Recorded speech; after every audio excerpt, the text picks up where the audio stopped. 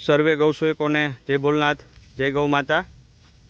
હવે અત્યારે વરસાદનું ફૂલ સિઝન છે અને આપ જોઈ રહ્યા છો જે અમે જુવાર લીલો ચારો જે વાળી રહ્યા છે છોકરા, એ એકદમ નદીની નજીક છે। હવે કલાકોની ગણતરીની અંદરમાં અહીંયા પાણી આવવાનું છે, એટલે ટૂંક સમયની અંદરમાં જ આ જગ્યા જે તમે ખાલી જોઈ રહ્યા છો તે પાણીથી ભરાઈ જશે। એટલે અમારા છોકરા ગૌસેવકો નક્કી કર્યું છે કે અમે વાવેલી હતી આ જુવાર ગૌ માતા માટે, ખેતર ભાડે લીધેલું હતું અને તેમાં અમે જુવાર વાવી હતી। તો હવે એવી રીતના નક્કી કર્યું છે કે કલાક દોઢ કલાકની અંદરમાં પાણી નજીક આવવાની તૈયારી છે। એટલે પહેલાં તો અમે આ જુવાર વાઢી લઈએ, પછી તેને અહીંથી લઈ જશું દૂર। તમે જોઈ રહ્યા છો કે અત્યારે નદી નજીક તો પહોંચી ગઈ છે, તમને સહેજ દૂર દેખાય છે। હવે નદી અત્યારે આવવાની તૈયારીમાં છે। એમ તો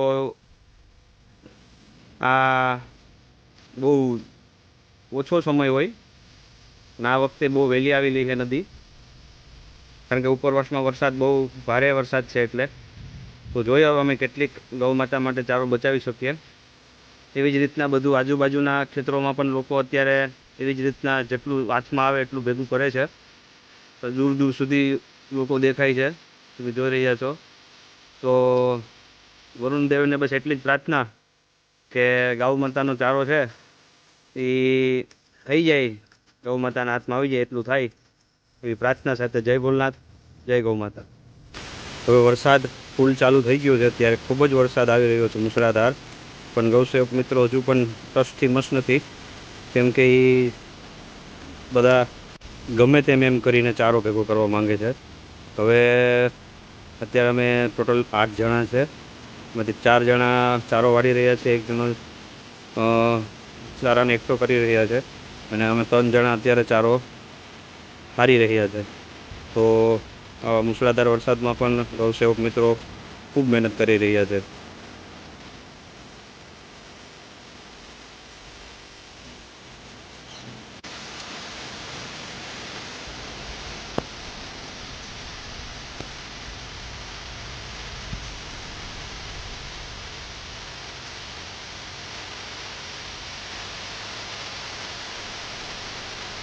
તો ગૌસેવક મિત્રો ખૂબ મહેનત કરી રહ્યા છે, વરસાદ ફૂલ છે।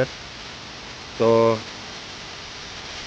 જોયો હવે અમે કેટલોક ચારો ગૌ માતા માટે બચાવી શકીએ। વરસાદ અને નદી સમયમાં જ હવે પહોંચવાની તૈયારીમાં છે, ઉપરથી અમે જાણ્યું પ્રમાણે।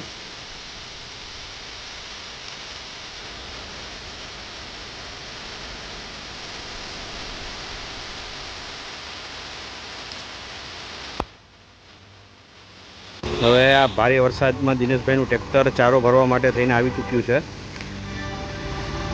દિનેશભાઈ ટ્રેક્ટર લઈને આવી ચૂક્યા છે। તો દિનેશભાઈનું ટ્રેક્ટર આવી ચૂક્યું છે।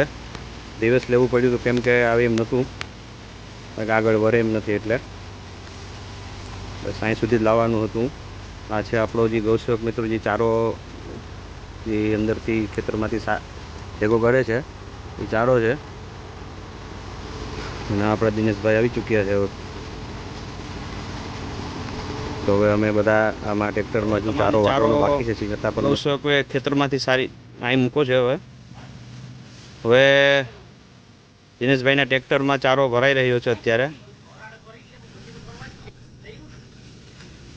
હવે ટ્રેક્ટરમાં ચારો લઈ અને સીધા ગૌ મંદિરે જશું। જોઈ શકો છો ખૂબ ચારો ગૌસેવક મિત્રો બચાવી શક્યા છે અત્યારે।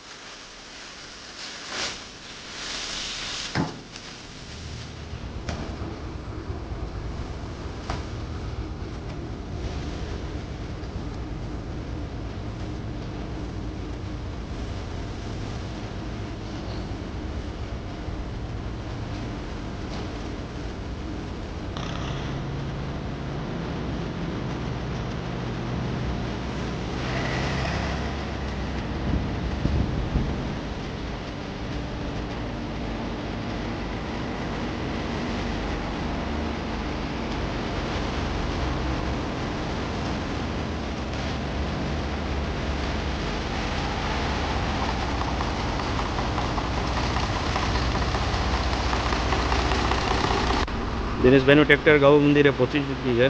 જેવું તમે જોઈ શકો છો કે હવે ગૌ માતાને ચારો નાખવાની તૈયારી કરીએ છીએ.